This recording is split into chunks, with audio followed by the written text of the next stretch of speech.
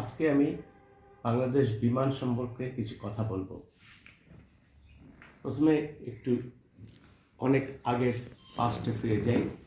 সেটা হচ্ছে Bangladesh Biman Dhaka, New York, Dhaka Tokyo, Dhaka ব্রাসেলসে অপারেট করত। পরে দেখা গেল এখানে এত লস হচ্ছে যেই কারণে এই রুটগুলি বন্ধ করে দিল। এর মধ্যে prime minister Sheikh Hasina new ইয়র্কে গেলেন।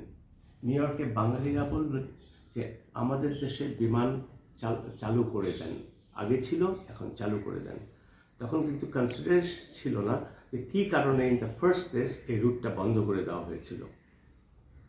উনি বলে আসলেন ঠিক আছে, ঢাকা নিউ ইয়র্ক একটা ফ্লাইট যাবে। তখন বিমান ডিসাইড করলো, সিভিল অ্যাভিয়েশন অথরিটি, যে একটা ফ্লাইট যাবে ঢাকা থেকে নিউ ইয়র্ক অ্যান্ড ব্যাক, সপ্তাহে দুবার ফ্লাইটটা যাবে, তার মানে 4টা ফ্লাইট যাওয়া আসা, এভাবে হিসাব করলে 4টা ফ্লাইট, আর 52 উইকসে 4টা করলে 208টা ফ্লাইট যাবে। That's fine. এখানে কারা আসবে? বাঙালি যারা আছে ওখানে, তাদের বাবা মাকে ওরা যদি বিমানে পাঠায়, এটা তাদের জন্য খুব কমফোর্টেবল। বিমানে বাংলা বলতে পারবে, ক্রুরা আছে, সব কিছু। তারা বাচ্চা টাচ্চা দিয়েও নিজেরাও এসছে। কিন্তু কথা হচ্ছে, যখন নাকি এই ফ্লাইটটা চালু করার ডিসিশন নিল, তখন পেপারে দেখলাম যে বিমানের এমডি একটা ইন্টারভিউ দিয়েছে, সেখানে বলেছে পার ফ্লাইট 40 লাখ টাকা লস হবে। তার মানে বছরে 208টা ফ্লাইটে 40 লাখ টাকা করে লস হবে। কিন্তু থাম্ব রুল ইজ, যখন তারা বলবে 40 লাখ টাকা, to sell this project, to sell the idea, লোকজনকে বোঝাবার জন্য, এটা থাম্ব রুল সেজ অন্তত পক্ষে 60 লাখ টাকা লস হবে, অন্তত পক্ষে। তখন আমি যখন কনফার্ম হলাম যে ইয়েস, হি ওয়াজ কারেক্টলি রিপোর্টেড, তখন আমি ডিসাইড করলাম যে এটা হতে পারে না। আমার দেশে টাকা দিয়ে বিমান একটা অর্গানাইজেশন এই লসের ফ্লাইটটা চালু করতে পারে না, এত টাকা লস দিয়ে। তখন আমি হাইকোর্টে একটা রিট করলাম। That writ bench was headed by justice Rifat Ahmed. উনি একটু কনফিউজড হয়ে গেছিলেন যে এটা কি করে বন্ধ করা যায়, এই লসটা কীভাবে আমরা ক্যালকুলেট করব বা দেখব। তখন আমি ওনাকে দেখালাম যে this is the printed version of his interview and I checked with him whether he was correctly reported in that interview. উনি বলছেন হ্যাঁ। তারপরে কিন্তু আপনাদের সামনে এসছি। এখন 40 লাখ টাকা, ওনার কাছে 40 লাখ টাকার দাম একটা, একজন সিভিল সার্ভেন্টের কাছে 40 লাখ টাকার দাম একটা। আমি আমার দেশের গরিব লোকদের কথা নাই উঠালাম, 40 লাখ বোঝার ক্ষমতা নেই, আমার কাছে এটা আলাদা। তখন আমি তাকে কনভিন্স করার জন্য আরেকটা কথা বললাম, let me tell you, individually না কিছু সাইড করে, কার কাছে কী ভ্যালু। 40 লাখ টাকা, আপনারা 100 জন জাজেস আছেন, including the high court division and appellate division, 40 lakh টাকা আপনাদের এক মাসের বেতনের থেকেও বেশি। তারপরে উনি রুল ইস্যু করলেন এবং এই ফ্লাইটটা বন্ধ করে দিলেন। এই ফ্লাইটটা চালু হয়নি। এটা 2009-এর কথা। আজ পর্যন্ত ফ্লাইটটা চলে নাই।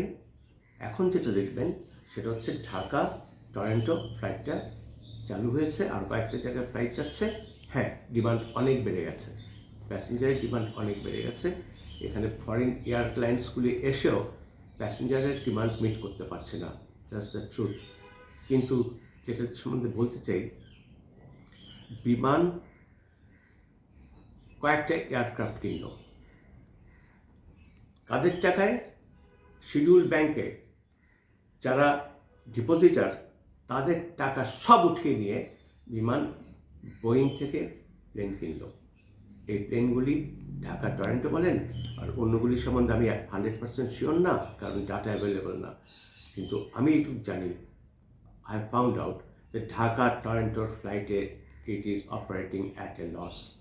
অনেক টাকা ক্ষতি হচ্ছে বিমানের এই রুটটা চালু করার জন্য।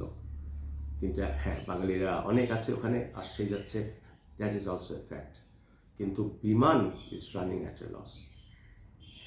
তারপরে রিসেন্টটা আসেন,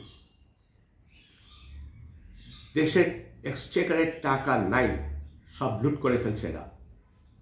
তারপরে এখন ফ্রান্সের একটা কোম্পানির সাথে আরেকটা এগ্রিমেন্টে গেছে যে ফ্রান্স ওই কোম্পানির থেকে প্যাসেঞ্জার এয়ারক্রাফট কিনবে।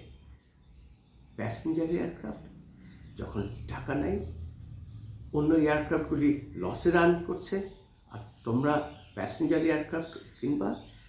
এর পিছে কে আছে এটা শোনেন, কে ডিকটেট করছে? এটা সালমান এফ রহমান। কোনো মেজর ডিসিশন, সবাই জানে কোনো মেজর ডিসিশন হয় নাই যেটা সালমান এফ রহমান ইনভলভ না। আর his involvement means money. such a corrupt person মানে ও পাওয়ার থেকে চলে গেছে দেখে আমি এখন ওর সম্বন্ধে কথা বলছি না। ওর মা, ওর ভাই, ওদের বিরুদ্ধে আমি মামলা করেছিলাম। অন্যের টাকা দেয় না, ব্যাংক্রাপসি মামলা, সমস্ত রেকর্ড আছে। সে একবার ঘুষ দিতে লোককে পাঠিয়েছিল আমার চেম্বারে যাতে আমি মামলাটা প্রসিড না করি। তখন যাকে দিয়ে ইনফরমেশনটা দিয়েছিল প্যারিস রফিকুল হকের চেম্বার থেকে শেষ ছিল। আই টোল্ড হিম, রফিকুল হক সাহেব ভুলে গেছেন আমি কার ছেলে। আর তাকে বলে দিয়েছিলাম, যারে আমি 71-এর আগের থেকে হাফ মাওনা ডাকতাম, তাকে আমি বলে দিয়েছিলাম যে ও কিন্তু খুব rich, but not rich enough to buy me. এই জন্য বলতেছি, সালমান যেই এয়ারক্রাফট কিনেছে, আমি কোর্টে রিট ফাইল করে বলবো সিভিল অ্যাভিয়েশনকে যে কত টাকা দিয়ে ইনফ্যাক্ট এই ড্রয়িংগুলি কেনা হয়েছিল আগে, এটা দাও। Then I will ask the court যে বোয়িংকে এখানে ইনফর্ম করতে যে তোমরা কত টাকা রিসিভ করেছো, এইখানে কোনো তারতম্য হবে কি না টাকার অঙ্কে।